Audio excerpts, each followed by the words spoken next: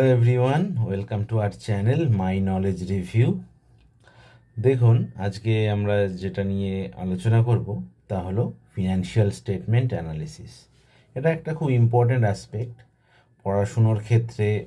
যারা 11-12 পড়ছো বা যারা বিকম বা বিবিএ বা গ্র্যাজুয়েশন করছো বা প্রফেশনাল কোর্সের ক্ষেত্রেও যে সমস্ত ফাইন্যান্সের যে পেপারগুলো আছে তার মধ্যে ফিনান্সিয়াল স্টেটমেন্ট অ্যানালিসিস কিন্তু একটা খুব ইম্পর্ট্যান্ট অ্যাসপেক্ট।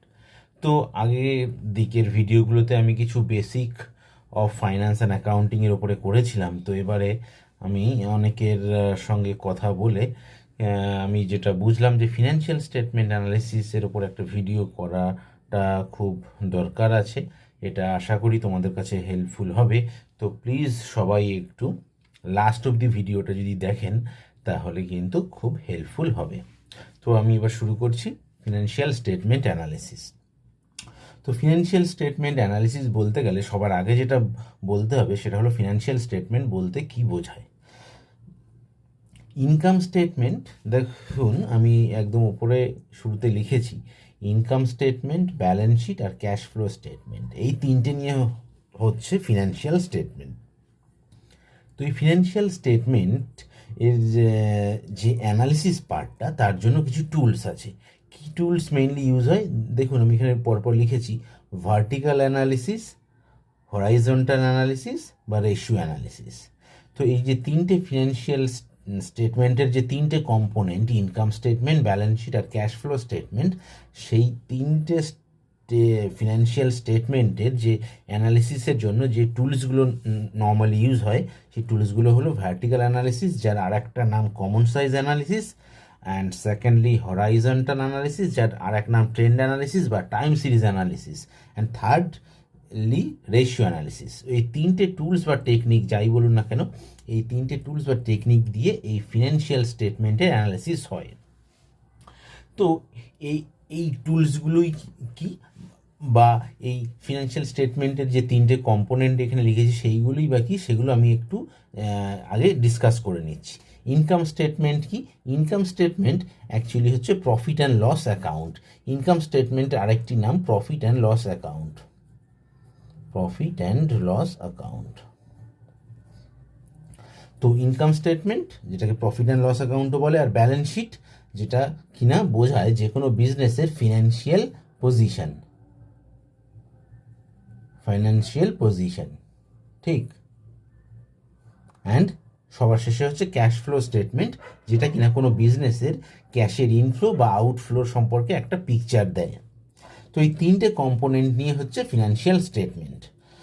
যে কোনো বিজনেসের যে অ্যাকাউন্টিং প্রসিডিওর আছে সবার প্রথমে হয়, তো আপনারা জানেন, তাও আমি এবার বলছি, সবার প্রথমে হয় journal, then ledger, then trial balance, then profit and loss account, then balance sheet.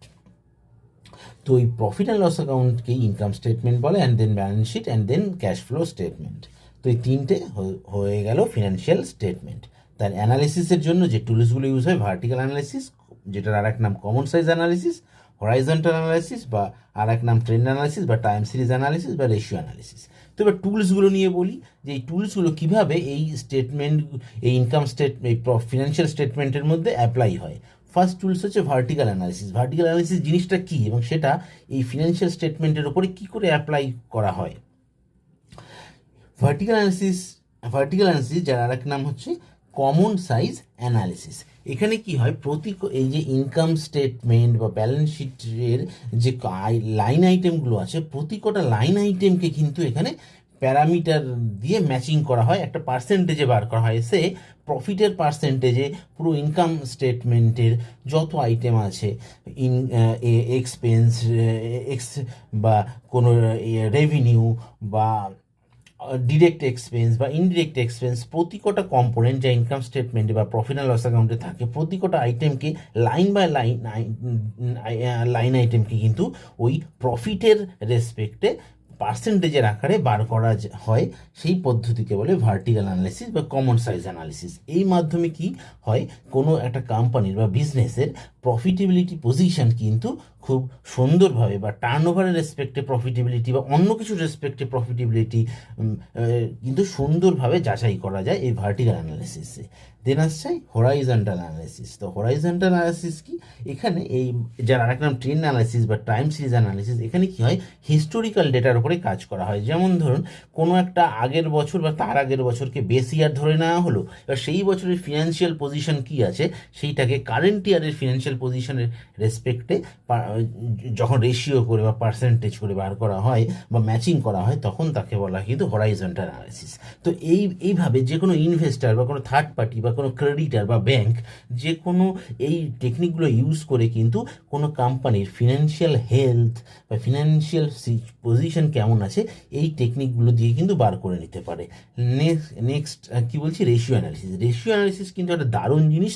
Ratio অ্যানালিসিসে কিন্তু যেমন ধরুন ব্যালেন্স শিটে কী থাকে, অ্যাসেট থাকে, লায়াবিলিটি থাকে। তো ইনকাম স্টেটমেন্টে কি থাকে, প্রফিট করা হয় যেটা এক্সপেন্ডিচার আর রেভিনিউকে ম্যাচ করে বার করা হয় প্রফিট। তো এই গ্রস, সেখানে আবার বাইফার্কেশন থাকে, gross profit, net profit, operating profit. তো এই যে রেশিও অ্যানালিসিস টেকনিকটা আছে তার মাধ্যমে এই ইনকাম স্টেটমেন্ট বা ব্যালেন্স শিটে যে ফিনান্সিয়াল পজিশনটা আছে তার কিন্তু রেশিও অ্যানালিসিসের যে বিভিন্ন ফর্মুলা আছে, current ratio, fixed asset ratio বা ওয়ার্কিং ক্যাপিটাল রেশিও বা নেট অ্যাসেট রেশিও, সব কিছুর মধ্যে কিন্তু এই রেশিওর মারফত আমরা কিন্তু বার করে নিতে পারি সেই বিজনেসের বা তার ফিনান্সিয়াল স্টেটমেন্টের ফিনান্সিয়াল পজিশনটা কেমন আছে, সেটাই রেশিও অ্যানালিসিস টেকনিক দিয়ে কিন্তু বার করা যায়।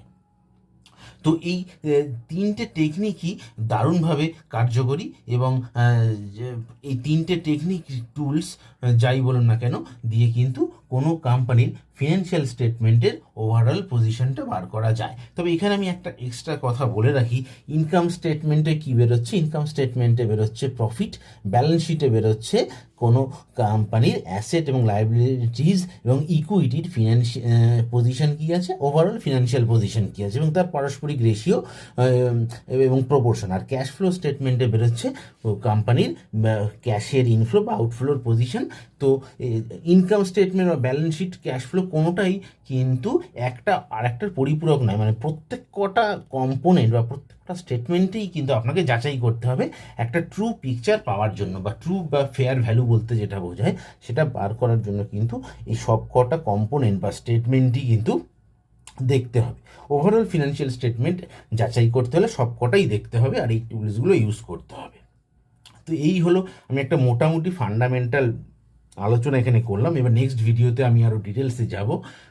তো আরও ভিডিওটা আর বড় করছি না, আমি নেক্সট ভিডিওতে আরও রেলেভেন্ট এই ধরনের ইনফরমেশন আরও পরের লেভেলে আমি দেব। তো এই ভিডিওটা আশা করি আপনাদের কাছে হেল্পফুল হলে প্লিজ একটু লাইক বা কমেন্টস করবেন, বা কোনো সাজেশন বা আপনাদের কোনো ইনপুট থাকলে বা কিছু বলার থাকলে বা কোনো কিছু এনি সাজেশন থাকলে অবশ্যই কমেন্টসে লিখবেন। আর প্লিজ আমার চ্যানেলটা যদি আপনাদের কাছে হেল্পফুল হয় তো একটু সাবস্ক্রাইব করবেন, কারণ আমি এই ধরনের ভিডিও আরও খুব তাড়াতাড়ি দেবো, যেটা আরও ডিটেলসে দেবো। এটা একটা ফান্ডামেন্টাল দিলাম। তো আপনাদের সবার থেকে পারমিশন নিয়ে আমার ভিডিওটা এখানেই শেষ করলাম। ধন্যবাদ।